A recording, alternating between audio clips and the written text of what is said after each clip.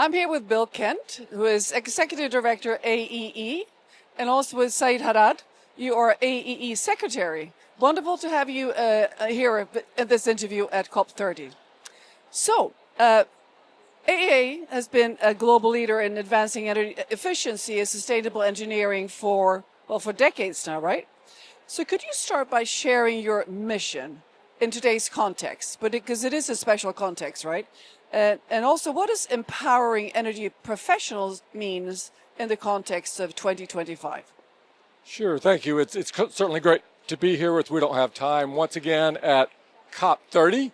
And I think it's particularly appropriate as we have been around almost 50 years. We'll be celebrating 50 years in 2 years.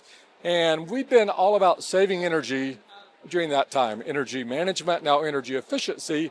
We've been doing it, saving money, having climate impact. And I think now it's much more important for us to create awareness and engagement within the climate community. That's why we're here at COP, is to increase that awareness and engagement so that people are aware of what energy engineers do, the impact they make, and how they can participate as we're talking about solutions that we must implement in order to ensure that we try and meet our climate targets.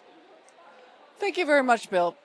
So we are at the COP30, which is called a Cup of Trust and all sorts of labels, but it is indeed a pivotal moment here at this COP. So how do you see the role of energy engineers evolving in this context and what you really can bring into these negotiations here? You're right, Katrina. So this is a time where there is unprecedented challenges around the world. These are manifested in global warming, environmental issues, scarcity of resources, pollution, etc. And all these complex problems need different types of leaders who know how to face them and come up with solutions out of them, and who are better than energy engineers to do so. So we believe that the engineers are the ones equipped with what it takes. We're hearing, in hallways and everywhere in conferences like COP, that it's time to move beyond commitments, beyond policy, towards implementation at scale. And I believe the engineers are the ones who are the translators of this. They have the knowledge and the technical skills to combine to transition from policy, from economics towards actual implementation. Thank you very much, Ziad. Turning now to you, Bill, what would you say that your association, your organization can do to really bridge this gap? I mean, it's a gap between technical expertise and really the real world implementation here. And we're especially talking about the SMEs and the municipalities and also, of course, the developing economies.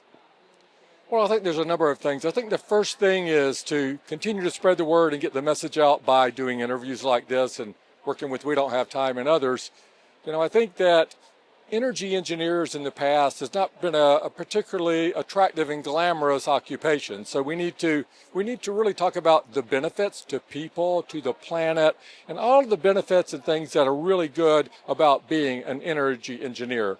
But if we're going to achieve our climate goals and the targets that are coming up in 2030, 4.5 years from now, we certainly need technical expertise and proven solutions, but we really need to be working with policymakers.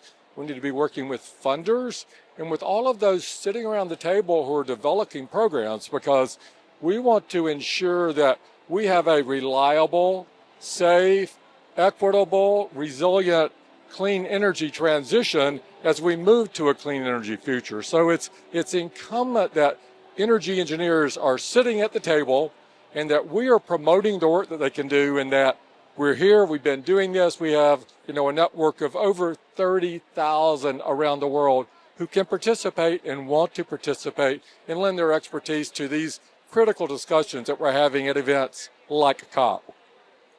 Thank you very much, Bill. A question to both of you, and let's start turning to you, Ziad. There's really a question of reskilling lots of labor here.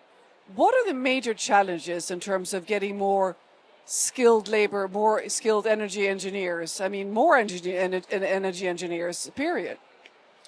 Yeah, so the greatest challenge is investing in the knowledge of people. So it's not enough to invest in infrastructure. We need to invest in the people who will make things actually happen. And the second thing is to make this, knowledge practical as well as theoretical. So you need hands-on skills and experience, and you need to spread it across the globe. And this is where AEE plays a good role because we're present in over 100 countries and we're sharing that knowledge, adapting it to the local context. Thank you, Ziad. So, Bill, would you like to add anything? Of course, I'd love to add to that. So we've heard today at COP, and we hear it all the time, we need more workers. Certainly there is a shortage of workers in this space, a retiring workforce that's losing institutional knowledge. And then just with the growth of the industry, there is certainly a shortage. And not only energy engineers, but really operators, technicians across the full gamut. So many times we're asked, how do we get involved? How do we become an energy engineer? Well, if you have an engineering degree, it's a straightforward pathway. But if you're coming right out of primary school without any technical background, there has to be a longer pathway. So one of our challenges is how do we target and work with more women, more underserved, disadvantaged communities, those who have traditionally not participated as a male-dominated energy industry. And so how do we target and bring them along so that we have an equitable transition? And so it's really building the workforce, bringing more people in, and all hands on deck for us to train and share best practices and solutions across the board and around the world, both in developing and developed countries. Really, there's an equal need in both countries, both places. Sounds like a fairly big challenge, but it also sounds like you're on top of things here. So I'd like to hear what you're saying. You've been a board leader well, we have a very strong international experience here. So how do you see your organization's global network, supporting this knowledge transfer between regions? You talked about the underserved communities and developing countries. So how can AEE really support this from your experience? Catherine, I think of energy as it's a the science behind energy is a universal science. So it's understood by everybody. It's just like music, but then you have the lyrics that apply to the local context. So we share common knowledge. We share the fundamentals and the basics of energy conservation and energy efficiency. But we also develop our certifications using subject matter experts from all continents. So they develop international certifications, and in parallel we empower the trainers, the local trainers, to adapt the solutions to the local context, being climate, being the nature of the grid, the culture, the regulatory environment. And this is the strength of AEE. This is why we're truly a global but also a local organization. Thank you, Ziad. So looking ahead, Bill, into 2030, what vision do you have for your impact? And let's look at both the professional side and also emission side.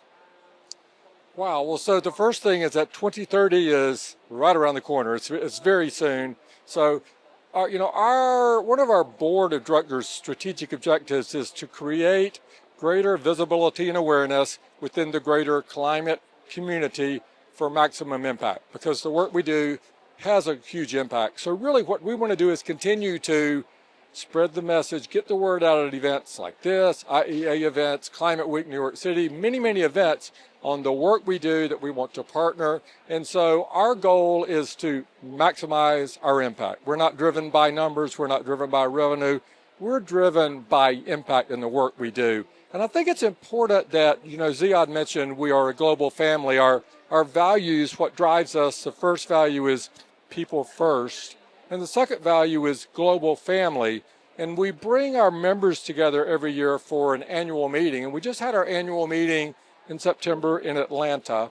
And as a part of that, we have an international representative dinner. And so that's always one of my favorite parts of the year, to hear people from all around the world, probably 60 or 80 countries there, stand up and tell personal stories about how their involvement with AEE has changed their lives, changed their communities, changed their companies. And that's really when it drives home the work we do and the impact we have, and really inspires me to continue to do this work, to continue to affect people, the planet, and to maximize our impact. Thank you. Very well said. I'd say it's inspirational work you're doing. So Ziad, if you were turning now to young professionals, what advice can you, and then over to you, Bill, give the young professionals that would like to venture into this field, that really want to bring their superpowers to the table as engineers? So my first advice, in short, is invest in yourself. We're seeing around the globe, some people are losing their assets, some their resources, some their jobs, and the last thing somebody can take away from you is your knowledge. So people, invest in yourself, gain your skills. That's my first advice. I also advise them not to wait for the perfect job. So wherever you are, start now. Transitioning is happening everywhere. Seize the opportunity, and there is a lot of demand for people who have the curiosity and who are courageous and are persistent. So there you go. Those are my 2 cents. Thank you. That's a very positive and strong message. Bill? Well, I could quote many U.S. presidents and the things they've said about climate change and the work we do and how it's critical. But I think of a few things. I have a son who just graduated from university 1 year ago, and so I've given him some personal advice, and it's probably a lot of the same advice that I would give to younger professionals. First is to continue to learn and develop, and one of the other things is to really engage a network of your peers, a professional network. People want to help and be involved. Find a mentor. And so really engage. Don't be afraid to ask people for advice and for assistance, because really they love to do it. We have a very strong mentoring program within AEE. I think, what else? I think just continued growth, professional development. If you consider a career in energy efficiency, the work we do, as I said, it changes lives. It provides tremendous career opportunity, making a real impact in the world. Just think, this is, President Barack Obama, former president, in 2014 said, we're the first generation to feel the effects of climate change, the last generation who can do something about it. That was now 11 years ago. And it's even as true today, more true than it was when he said it in 2014. So get involved and consider a career in energy efficiency. AEE has chapters, 140 chapters around the world. We welcome you to come join our family to find out what it's about. Go to a local chapter meeting. Local action leads to global impact. So work your network. Don't be afraid to ask for assistance and guidance. And, find a mentor and find some work that makes your heart sing, something you're passionate about, and then go pursue it. Thank you. Interviewing you two really made my heart sing, because this is really, really important work you're doing. And this is a way of becoming a superhero as an engineer in this field. So thank you for your work. Great chatting with you. Thank you. Thank you so Thank you. much. Thank you. Thank you. Thank you.